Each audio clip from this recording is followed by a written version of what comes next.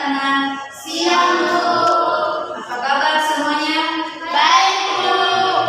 Ya, sebelum kita masuk pada materi hari ini, alangkah baiknya kalau kita berdoa terlebih dahulu. Silakan ketua kelas memimpin doanya. Ya baik teman-teman, sebelum kita mulai aktivitas kita pada siang hari ini, marilah kita berdoa menghibur kepercayaan dan pikiran masing-masing. Berdoa dimulai.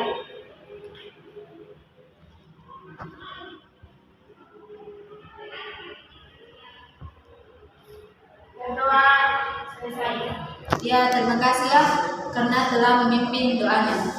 Langsung saja kita masuk pada materi hari ini, yaitu tanah dan keberlangsungan hidup organisme.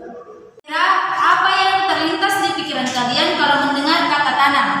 Subur. Ya, betul ya. Ada yang lain? Kotor. Bijak. Ya, betul. Ada yang lain? Tempat tumbuhnya tumbuhan. Kalau Siska? Tempat perkembangbiakan binatang kayak cacing. Ya, betul. Kalau Garlan? Tempat menanam.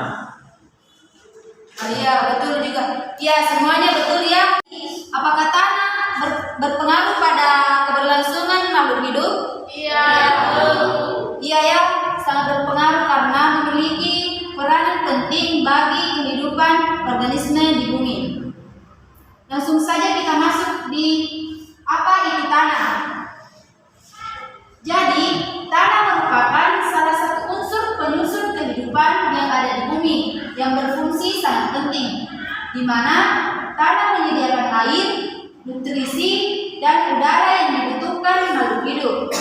Jadi, tanpa tanah kita tidak bisa hidup di bumi ini, karena air yang kita minum setiap hari itu juga berasal dari tanah. Nutrisi yang dibutuhkan oleh tumbuhan itu juga berasal dari tanah, dan udara yang kita hirup setiap hari itu juga berasal dari tanah. Jadi, tanah ini memiliki peran yang sangat penting bagi penyusunan kehidupan di bumi. Kemudian kita masuk pada poin pembelajaran hari ini. Di sini saya akan membagi menjadi 3 kelompok, masing-masing kalian saja yang menentukan teman kelompoknya. Kelompok yang pertama itu dengan materi peranan tanah untuk keberlanjutan kehidupan. Kelompok yang kedua, peranan organisme dalam tanah. Dan kelompok yang ketiga, proses pembentukan tanah.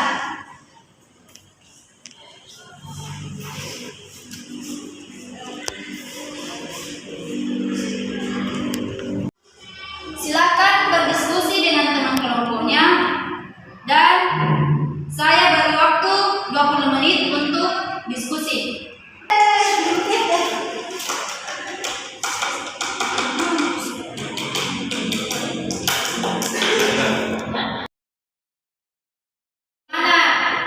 Diskusinya sudah selesai?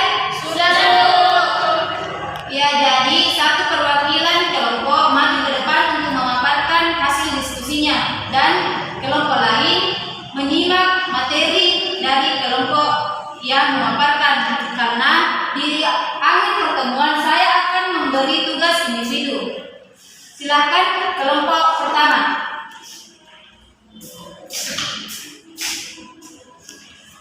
Baik, saya perwakilan dari kelompok 1 akan memaparkan materi hasil diskusi. Peranan tanah untuk keberlangsungan kehidupan.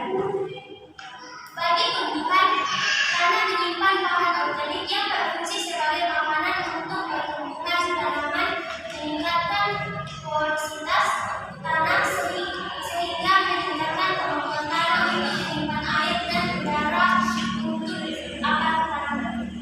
Di dalam tanah kita akan menemukan banyak sekali misalnya cacing tanah,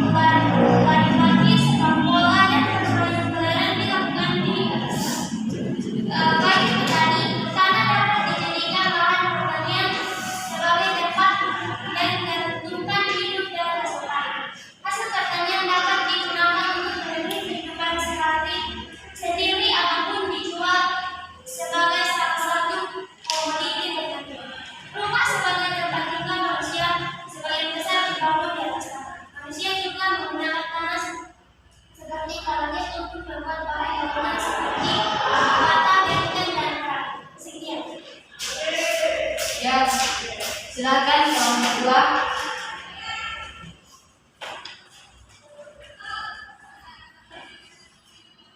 Baik, saya akan memaparkan hasil diskusi saya dan teman kelompok saya mengenai peranan organisme dalam tanah.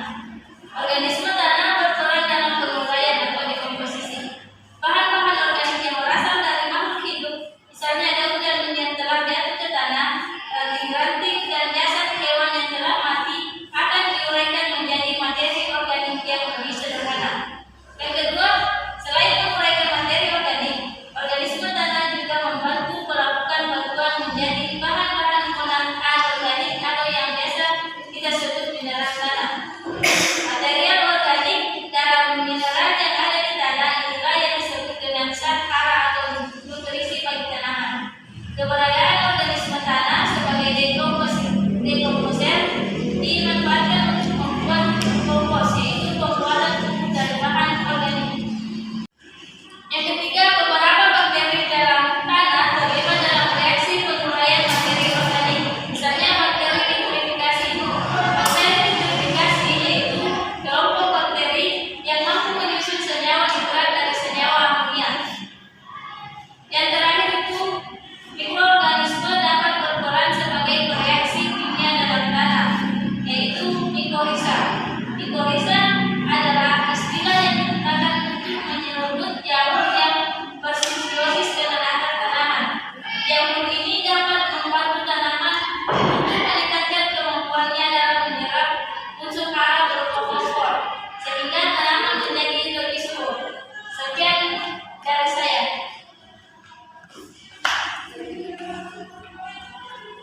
Silakan kelompok 3.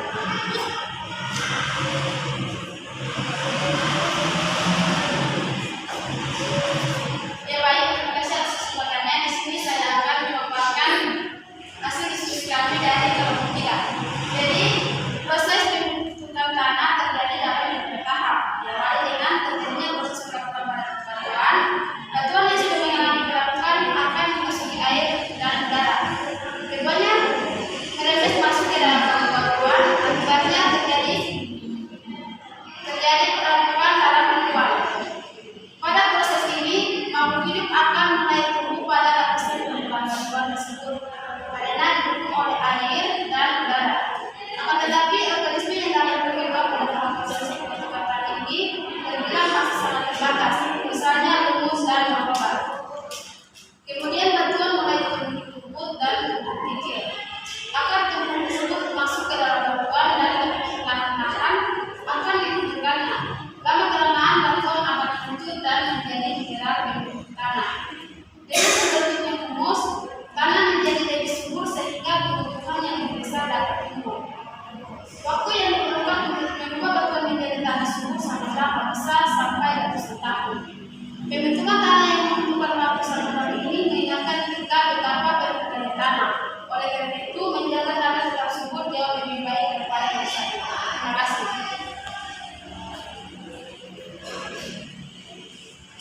Ya, karena semua kelompok telah memaparkan hasil diskusinya, sekarang saya kasih tugas individu, yaitu kalian membuat kesimpulan dari apa yang kalian pahami pada materi hari ini. Saya beri 10 menit untuk mengerjakannya. Baik, Bu. Waktu pengerjaannya selesai ya, silakan dikumpul sekarang. Baik, Bu.